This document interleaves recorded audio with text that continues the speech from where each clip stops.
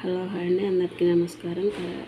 Video చూసిన వారు ఎవరైనా ఛానల్ని సబ్స్క్రైబ్ చేసుకోండి, షేర్ చేయండి, లైక్ చేయండి. మరిచి లైక్ వల్ల వీడియో అనేది మరికొంతమందిని రీచ్ అయ్యే అవకాశం ఉంటుంది కాబట్టి ప్లీజ్ లైక్ చేయండి. పక్కనే ఉన్నటువంటి బెల్ ఐకాన్ కూడా యాక్టివేషన్ చేసుకోండి. ఎప్పుడైతే నేను వీడియోస్ అప్లోడ్ చేస్తూ ఉంటానో మీకు నోటిఫికేషన్ అనేది రావడం జరుగుతుంది. సో ఈరోజు కరెంట్ అఫైర్స్ వచ్చేసి, దేశంలో తమ వైమానిక కేంద్రం ఏవియేషన్ హబ్గా ఎయిర్ ఇండియా సంస్థ దేశంలో తమ వైమానిక కేంద్రంగా ఎయిర్ ఇండియా సంస్థ ఈ అంతర్జాతీయ విమానాశ్రయాన్ని ఎంపిక చేసింది. అంటే బెంగళూరు విమానాశ్రయాన్ని ఎంపిక చేయడం జరిగింది. నెక్స్ట్ వన్ వచ్చేసి, భారత్ ఈ దేశంతో ద్వంద్వ పన్నుల నిరోధక ఒప్పందానికి సవరణలు చేసింది. భారత్ ఏ దేశంతో ద్వంద్వ పన్నుల నిరోధక ఒప్పందానికి సవరణలు చేయడం జరిగింది అంటే మారిషస్ దేశంతో సవరణలు చేయడం జరిగింది. నెక్స్ట్ వన్ వచ్చేసి, కృత్రిమ మేధస్సు రంగానికి చెందినటువంటి చాట్బాట్ మోడల్ క్లాడ్ 3ని ప్రారంభిస్తున్నట్టు కృత్రిమ మేధస్సు రంగానికి చెందినటువంటి చాట్బాట్ మోడల్ క్లాడ్ 3ని ప్రారంభిస్తున్నట్టు ఆంథ్రోపిక్ 2024లో ప్రకటించింది. అయితే అది ఏ రంగంలో? స్టార్టప్ సంస్థ. కృత్రిమ మేధస్సు రంగంలో స్టార్టప్ సంస్థ అయినటువంటి చాట్బాట్ మోడల్ క్లాడ్ 3ని ప్రారంభించడం జరుగుతుంది. నెక్స్ట్ వన్ వచ్చేసి, క్లాడ్ 3 అంటే ఏమిటి?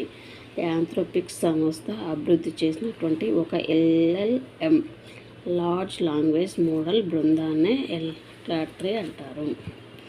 LLM అంటే ఏంటి అంటే జనరేటివ్ AI మోడల్స్ ప్రత్యేక తరగతికి చెందినవి. అయితే ఇవి మానవ మాదిరిగా వాక్యాలను అర్థం చేసుకొని ప్రతిస్పందనలుగా కొత్త వాక్యాలను తయారు చేసే విధంగా వీటికి శిక్షణ ఇవ్వడం జరుగుతుంది.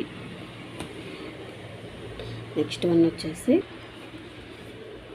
ఏ పథకం కింద రక్షణ సాంకేతికతల రంగంలో స్టార్టప్ సంస్థలకు పరిశోధనలు, అభివృద్ధి, కొత్త ఆవిష్కరణల కార్యక్రమాల కోసం రుణ సాయం అందజేస్తారు? అంటే ఐడెక్స్ కార్యక్రమం కింద, అతిథి పథకం కింద వీటిని అందజేయడం జరుగుతుంది.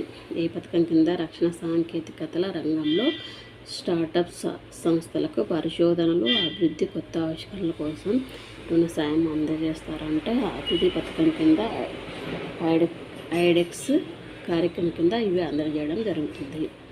నెక్స్ట్ వన్ వచ్చేసి, ఇండోనేషియాలో భారత్ నుంచి ఐక్యరాజ్య సమితి రెసిడెంటల్ కోఆర్డినేటర్కు నియమితులైనటువంటి వ్యక్తి ఎవరు?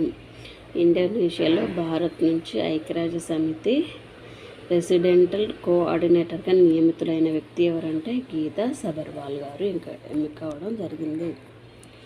ఏ దేశంలో 2024 నాటికి అంతర్యుద్ధం 14వ సంవత్సరంలోకి ప్రవేశించింది?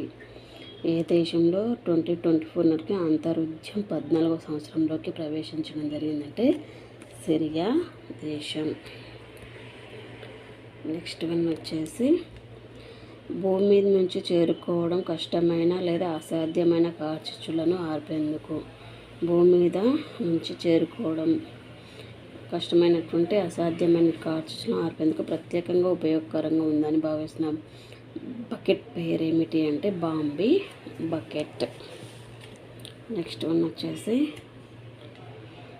భారత వాతావరణ మంత్రిత్వ శాఖ విడుదల చేసినటువంటి నివేదిక ప్రకారం ఏ రాష్ట్రంలో చిరుత పులుల సంఖ్య 22% తగ్గిపోయాయి అంటే ఉత్తరాఖండ్ రాష్ట్రంలో తగ్గిపోవడం జరిగింది. నెక్స్ట్ వన్ వచ్చేసి, సుప్రీంకోర్టు భారత్లో అంతరించే ప్రమాదం కలిగినటువంటి ఒక పక్షి పరిరక్షణ కోసం ఒక కమిటీని నియమించడం జరిగింది. ఆ పక్షి పేరు ఏమిటి అంటే గ్రేట్ ఇండియన్ బస్టర్డ్ పక్షి కోసం కమిటీని నియమించడం జరిగింది.